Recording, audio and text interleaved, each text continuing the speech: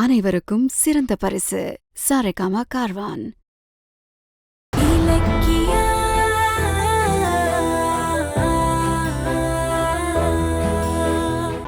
ஏன் வெளிச்சம் இல்லாம உட்காந்துருக்க? என்னாச்சு? உன் கண்ணு கலங்கிருக்கு. சொல்லு, என்ன நடந்துச்சு? ஜானகியத்த ரொம்ப பாவம் கௌதம். உங்களுக்கு இன்னொரு அம்மா இருக்காங்கன்னு தெரியாதுன்னு நினைச்சிட்டு இருக்காங்க. செஞ்சு கொடுத்த சத்தியத்தை நான் காப்பாத்திட்டு இருக்கேன்னு அவங்க என்ன நம்பிட்டு இருக்காங்க. அதை நினைச்சா என்னால தாங்க முடியல. ஜானகியத்த தான் எனக்கு எல்லாமே. நான் இந்த வீட்டுக்கு மருமகளா வந்தப்போ பணக்கார வீடு எப்படி இருக்குமோலாம் பயந்துட்டே இருந்தேன்.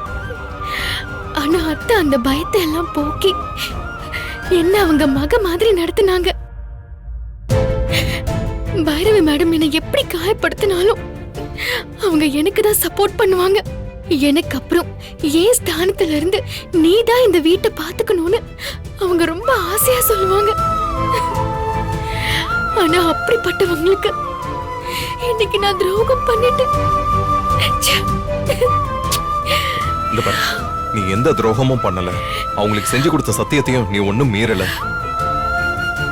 ஆமா இலக்கியா, நீயா அந்த உண்மையை என்கிட்ட சொல்லலையே. நான் தான் எதேச்சியா நீயும் ரேவதியம்மாவும் பேசினதை கேட்டேன். அவ்வளவுதானே? அப்புறம் எப்படி நீ அது காரணமாக முடியும்? இருந்தாலும் நாங்க பேசினதை கேட்டுதானே உங்களுக்கு உண்மை தெரிஞ்சது. அப்படி பார்த்தா நான் தான் கொஞ்சம் ஜாக்கிரதையா இருந்திருக்கணும்.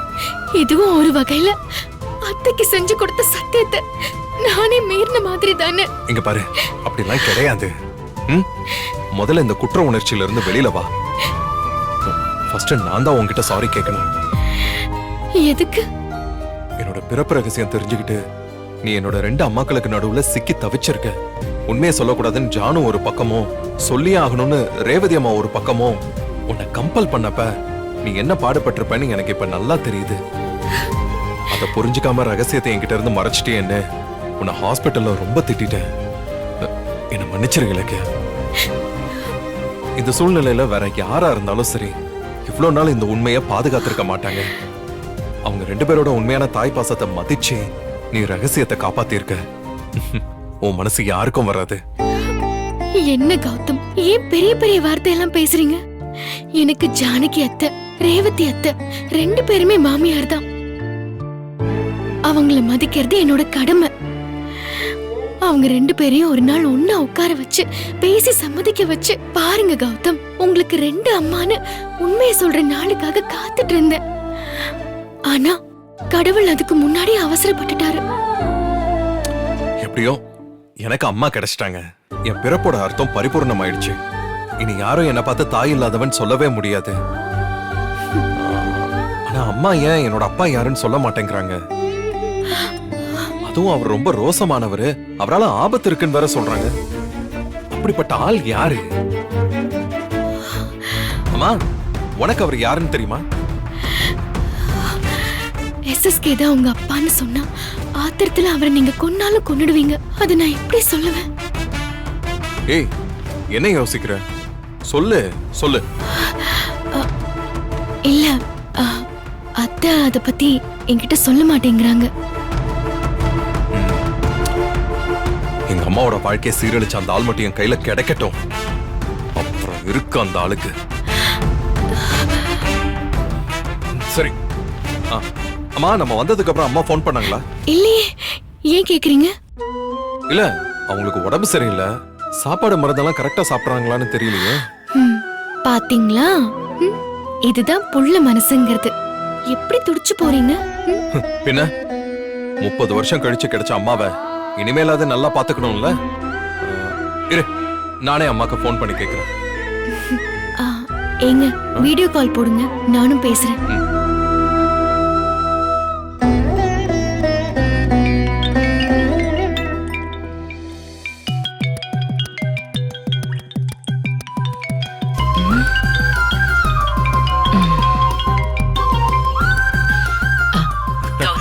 அம்மா, என்ன மகனும் மருமகளும் ஒண்ணா வீடியோ கால்ல வந்திருக்கீங்க?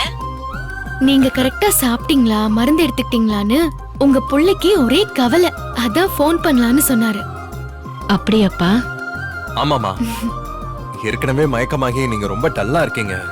உடம்பு கியூர் ஆகணும்னா ஃபுட்டும் மெடிசனும் சரியா சாப்பிடணும். சரியா? அம்மா நீங்க சாப்பிட்டீங்களா? சாப்பிட்டேன். நீங்க? நாங்க சாப்பிட்டோம் அத்தை. அம்மா தூங்குற டைம் ஆயிடுச்சு, ஏன் முடிச்சுக்கிட்டு இருக்கீங்க? போங்க போய் படுங்க போங்க.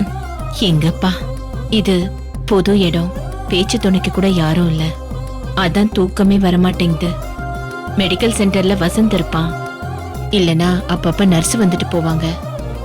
நான் இங்க தனியா இருக்கேனா அதான் ஒரு மாதிரியா இருக்கு. சரிம்மா, ஹோம் நர்ஸ் ஒரு 2 நாள்ல வந்துருவாங்க. ஆனா அது வரைக்கும் நீங்க தனியா இருக்கணுங்கிறத நான் யோசிக்கவே இல்லை.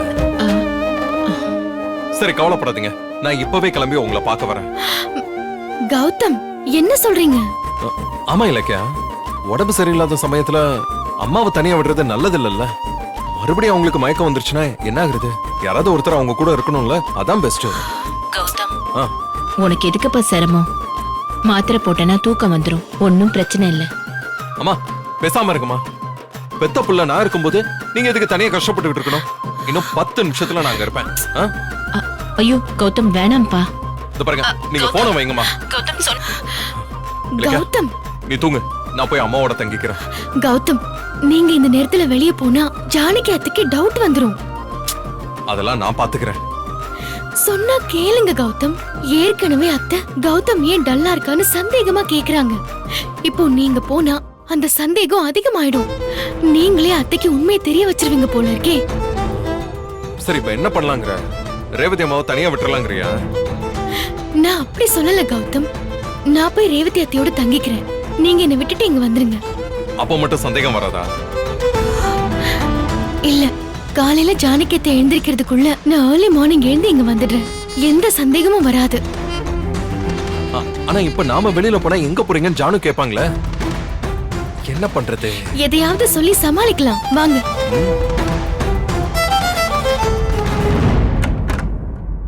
இல்லக்க, நான் போய் கார் எடுக்கிறேன்.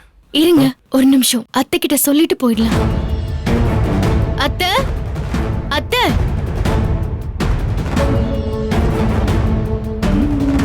என்ன 2 பேரும் இந்த நேரத்துல வெளியே போறீங்க?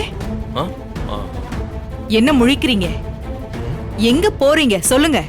அம்மா இது என்ன ஹாஸ்டலா? நீங்க என்ன வார்டனா? நாங்க எங்க போறோம்னு உங்ககிட்ட சொல்லி ஆகணுமா? என்ன பேசுற? என்ன இலக்கியா, வெளியில கிளம்புறீங்களா? ஆமா அத்தை. இவ்ளோ நேரம் ஆகுது, ஏதாவது அவசரமான வேலையா? அது வந்து சும்மா கார்ல நைட் டிரைவிங் போலான்னு கிளம்பணும். ஏன்? பாவம் மகாராணி, பகலெல்லாம் உழைச்சு களைச்சு போயிட்டீங்க, நைட் டிரைவ் போய் ரிலாக்ஸ் பண்ண போறீங்களா? நீ பகல்ல காரை ஓட்டி ஆக்சிடென்ட் பண்ணி போலீஸ் கேஸ்னு எங்களை இழுத்து விட்டது பத்தாதா? இப்ப நைட்ல கௌதம காரை ஓட்ட வச்சு புதுசா பிரச்சனையை கொண்டு வர பாக்குற இல்ல? சும்மா நிறுத்துறீங்களா? இலக்கியாவை திட்டலனா உங்களுக்கு தூக்கமே வராதா? போகும்போது அவசகுணமா ஏதாவது சொல்லிக்கிட்டு. ஜானு, எங்களை எதிர்பார்க்காத, நீ தூங்க போ. என்கிட்ட வீட்டு சாவி இருக்கு, நான் ஓபன் பண்ணி வந்துடுறேன். சரிப்பா, ஜாக்கிரதையா போயிட்டு வாங்க. என்ன? சரி ஓகே ஜானு. இலக்கியா வா, நம்ம அங்க போய் சேர்றதுக்கு 1/2 hour ஆயிடும், வா போலாம். ஒரு நிமிஷம் இரு. நீங்க ஏதோ பக்கத்துல இருக்கிற ரோட்ல டிரைவ் பண்ண போறீங்கன்னு பார்த்தா ஏதோ அங்க போய் சேர்றதுக்கு 1/2 மணி நேரம் ஆகும்னு சொல்ற. ஆமா, அப்படி எந்த இடத்துக்கு போறீங்க? அது இங்க ரோட்ல டிராபிக்கா இருக்கும், அவுட்டர் ரிங் ரோட் பக்கம் போனா கொஞ்சம் ஃப்ரீயா இருக்கும், அதான் அங்க போலான்னு கௌதம் சொன்னாரு, அவ்வளவுதான். நைட் டிரைவிங்னா உங்களுக்கு என்னன்னே தெரியாது, அப்படியே சும்மா வளைச்சு வளைச்சு கேள்வி கேட்டுட்டு இருக்கீங்க. பேசாம போய் தூங்குங்க. அத்தை நாங்க வரோம். போயிட்டு வாங்கம்மா. அண்ணி, இவங்க ஏதோ நம்ம கிட்ட நல்லா போய் சொல்லிட்டு தான் போறாங்க. ஏன் அப்படி சொல்ற? இது வரைக்கும் இவங்க 2 பேரும் நைட் டிரைவ் போனதே இல்ல, இன்னைக்கு என்ன புதுசா? புருஷன் பொண்டாட்டி 2 பேரும் கொஞ்சம் தனியா இருக்கணும்னு விரும்புறாங்க, அதுக்கே சந்தேகப்படுற? இல்ல அண்ணி, அவங்க ரிலாக்ஸ் பண்ண போற மாதிரி தெரியல. 2 பேர் முகத்திலையும் பொய் சொல்ற பதட்டம் தெரியுது. பைரவி, நீ தேவையில்லாம குழப்பிக்காத. போனவங்க கொஞ்ச நேரத்துல திரும்பி வந்துருவாங்க, நீ படுத்துக்கோ.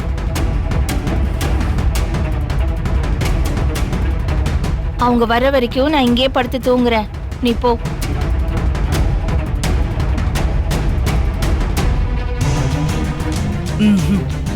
கௌதமும் இலக்கியாவும் ஏதோ திருட்டுத்தனம் செய்யறாங்க. அவங்க ரிலாக்ஸ் பண்ண வெளியே போகல, வேற எங்கேயோ போறாங்க. ம், 2 பேரும் நைட் டைம்ல போற அளவுக்கு அப்படி என்ன விஷயமா இருக்கும்? அது என்னன்னு தெரியற வரைக்கும் எனக்கு தூக்கம் வராது. எங்க போனாலும் 2 பேரும் திரும்ப வீட்டுக்கு தானே வந்தாகணும். அவங்க வந்ததும் உண்மையை கறக்காம விடுறதில்ல. அது வரைக்கும் இங்கேயே வெயிட் பண்றேன். இந்த வீடியோ உங்களுக்கு பிடிச்சிருந்தா லைக் பண்ணுங்க, கமெண்ட் பண்ணுங்க அண்ட் ஷேர் பண்ணுங்க. மறக்காம சரிகமா டிவி ஷோஸ் தமிழை சப்ஸ்கிரைப் பண்ணுங்க.